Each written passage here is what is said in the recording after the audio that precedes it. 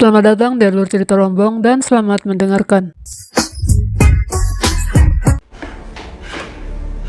Ko Sun-tak mendapat telepon dari ruang ICU. Ia pun segera pergi. Cha Yong-min yang dari tadi bersamanya pun ikut pergi. Cha Yong-min sampai merasuki tubuh Ko Sun-tak agar cepat sampai ruang ICU. Setelah mengetahui keadaan dirinya, Cha Yong-min yang masih di tubuh Ko Sun-tak pun memeriksa rekam medis Pak Jawan. Namun tiba-tiba ia terlempar keluar dari tubuh Ko Sun-tak karena kristal menepuk pundak Ko Sun-tak. Hari berikutnya seluruh dokter berkumpul di ruang rapat. Rencananya mereka ingin mencari tahu siapa yang telah menambah dosis obat kepada Pak Jawan. Cha Yong-min yakin jika Ko Sun-tak adalah pelakunya. Namun dugaannya salah. Ko Sun-tak tak pernah melakukan tindakan apapun terhadap Pak Jawan. Ko Sun-tak juga membawa saksi. Pertemuan pun diakhiri tanpa mengetahui siapa pelakunya. Tak ada bukti dimanapun. Cha Yong-min pun mencoba untuk mencari tahu sendiri siapa yang menjadi pelaku. Namun ia terkejut karena malah dipertemukan dengan 3 roh pasien yang pernah ia rawat sebelumnya.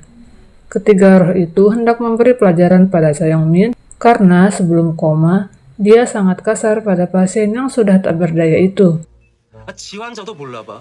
저 환자들이 왜 아직 여기 있어? 이번 주 내로 전환시켜. 이미 끝난 환자들 붙잡고 있자고. 살 환자들을 놓쳐? 뭐 얼마나 대단히 좋은 삶이었다고. 갈 때 되면 쿨하게들 가는 거지. 기억나셨네? 뭐 얼마나 대단히 좋은 삶이었다고 매달려 있어. Cha Yong-min kabur dan masuk ke dalam tubuh Ko Sun-tak yang kebetulan masuk ruang. Karena tindakan Cha Yong-min itu, para roh pun mencoba masuk ke tubuh Ko Sun-tak, namun tak ada yang berhasil. Ko Sun-tak yang merasa tak nyaman pun pergi menenangkan diri. 비인감 뭔가 그거 한 거죠? 근데 쟤는 왜? 어?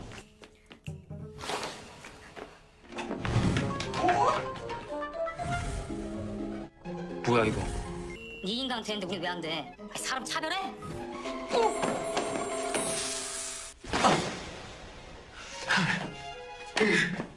Seperti biasa, Cha Yong-min pun selalu mengikutinya. Kali ini ia minta maaf pada Ko Sun-tak. Ia menyesal telah mencurigainya. Ko Sun-tak pergi menemui pasien, dan ia pun kembali dirasuki roh Cha Yong-min yang mencoba mengobati pasien. Ko Sun-tak tersadar dengan tindakannya setelah Cha Yong-min keluar dari tubuhnya. 난 보답했다.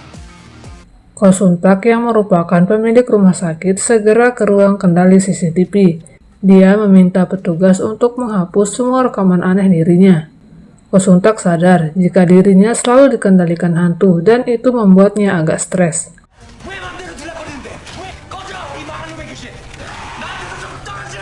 Di hari berikutnya, tubuh Cha Yong-min akan dipindahkan atas perintah Han. 저러고 있는 한 뒷말들 계속 나올 텐데 치워야죠.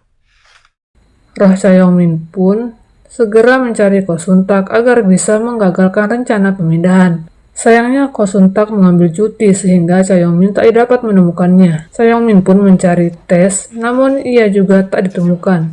Sementara itu, terlihat jika Dr. An diam-diam begitu menyesali perbuatannya. Ia adalah orang yang telah memberi heparin dengan dosis tinggi pada Pak Jawan. Saat sedang mencari tes, pandangan Cha Yong-min tertuju pada dokter yang hendak memindahkan tubuhnya.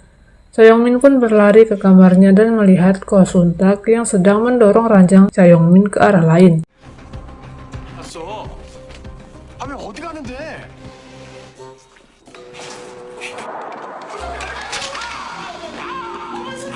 Roh Cha Yong-min pun mengikutinya dengan penuh tanya. Pada akhirnya mereka sampai di tujuan. Han heran melihat Cha Yong-min bersamanya, dan akhirnya Han mengetahui jika penanganan Cha Yong-min diambil alih oleh Dr. Seji. Seji sendiri meminta bantuan dari ibu Ko Sun-tak dan disetujui dengan berbagai alasan. Setelah tubuhnya dirawat di ruang yang aman, Cha Yong-min kembali masuk ke tubuh Ko Sun-tak, dan kali ini ia berhasil keluar dari rumah sakit dengan tubuh itu. Ia pun pergi ke area toko pakaian. Tes khawatir akan terjadi sesuatu pada Cha Yong-min di luar sana. Dan yang dikhawatirkan pun benar-benar terjadi. Ko Sun-tak bertabrakan dengan pejalan kaki dan membuat Cha Yong-min terlempar keluar. Cha Yong-min tak bisa bergerak dan terlihat akan lenyap. Ko Suntak yang melihat pasien darurat di hadapannya pun mencari keberadaan hantu yang merasukinya sejak tadi. Ia ingin si hantu membantunya menyelamatkan pasien.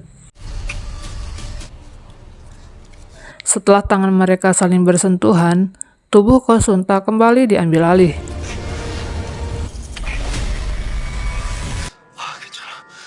Cha Yong-min membedahnya di tempat lalu membawa si pasien ke rumah sakit.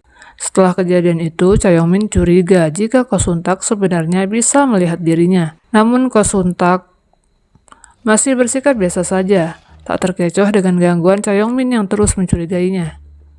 네가 보기에 내가 이상하고 가끔 미친놈 같다 싶을 때 등짝 좀 세게 쳐주라 아까처럼. 이거 왜 옆에 있는 파란 거 마셔? 너 나 보이지? Cha Yong-min pun sering menggunakan tubuh Ko Suntak di saat melakukan penyelamatan terhadap pasien. Hari berikutnya terdengar kabar jika Pak Jawan sudah siuman. Beritanya pun tersebar di internet. Pak Jawan adalah seorang pebisnis yang sangat berpengaruh. Sejin yang merawat Cha Yong-min juga segera mencari ayahnya itu. Namun sampai depan ruangan, ia tak diizinkan masuk. Roh Cha Yong-min yang sering ke sana pun langsung masuk untuk melihat keadaan Pak Jawan. Dan di sana dia menemukan jika Pak Jawan masih belum siuman. Roh Pak Jawan masih duduk di kursi seperti biasanya. Cha Yong-min pun sangat kesal karena tahu itu adalah perbuatan anak laki-laki Pak Jawan yang bernama Minho. Ia sedang mengincar harta ayahnya dan sengaja membuat berita jika ayahnya sudah siuman. Cha Yong-min pun mencari dokter kepercayaannya yang bernama Dr. An. Ia berharap Dr. An bisa bertindak tegas dan menentang segala tindakan buruk yang terjadi di dalam rumah sakit. Sayangnya kepercayaan itu langsung musnah. Cha Yong-min melihat jika Dr. An juga terlibat atas kejadian yang menimpa Pak Jawan. Kini ia tahu jika di direktur rumah sakit, Dr. An dan Minho terlibat. Untuk meluapkan kekesalannya, Cha Yong-min masuk ke tubuh Ko Suntak dan mengganggu Dr. An yang sedang istirahat. Dr. An pun cukup panik. Menyadari tubuhnya sudah digunakan secara berlebihan oleh hantu, Ko Suntak kembali ke ruang kendali dan meminta petugas menghapus rekamannya. Dan tak lama datanglah Dr. An untuk memeriksa juga. Dia tak menemukan apapun karena sudah didahului oleh Ko Suntak. Setelah urusan di rumah sakit selesai, tubuh Ko Suntak kembali dirasuki. Kali ini Cha Yong-min berhati-hati agar tak bersenggolan dengan orang asing. Ia pulang ke rumahnya untuk mengambil barang. Saat kembali ke rumah sakit, Sejin menjelaskan jika tubuh Cha Yong-min belum stabil. Cha Yong-min menyadari jika tubuhnya tak stabil karena rohnya sering keluar masuk tubuh Ko Suntak. Ko Suntak yang sudah sadar pun hendak pulang. Namun sampai parkiran, ia kesal karena lagi-lagi mobilnya tak ada di sana karena ulah Cha Yong-min. 집에 가는 사람을 붙잡아서 자기 집에 다녀오셨다. 아우 인간 진짜. Keesokan harinya, Tess dan 3 roh lainnya melihat bayangan roh hitam yang mengintai Cha Yong-min. Tak lama ada pasien darurat. Dia hendak dioperasi, namun para dokter bedah sedang tidak di tempat. Dr. An tak bisa lakukan operasi karena tangannya cedera. Ia kemudian meminta Ko Suntak untuk melakukan operasi. Namun roh Cha Yong-min yang melihat pun tak terima. Segala protesnya tak didengar oleh siapapun karena ia hanyalah hantu yang tak terlihat. Kali ini Cha Yong-min tak ingin merasuki tubuh Ko Suntak karena dapat memperburuk raganya yang masih belum siuman. Melihat keluarga korban bersedih, Ko Suntak nekat melakukan operasi meskipun ia tak bisa. Sampai ruang operasi, Ko Suntak gugup. Cha Yong-min yang melihat Han pun langsung menduga jika ia memiliki rencana buruk terhadap Ko Suntak. Ia meminta agar Ko Suntak menyerah sebelum dipermalukan. Namun tiba-tiba Ko Suntak menghadap ke arah Cha Yong-min dan memintanya agar menyelamatkan pasien terlebih dahulu. 넌 인마 전공의가 돼서 어떻게 메스를 아직도... Cha Yong-min pun terkejut. 일단 환자부터 살립시다. 차영민 씨, 자 본격적으로 시작해볼까요? Sekian dulu cerita hari ini, sampai bertemu lagi di cerita selanjutnya.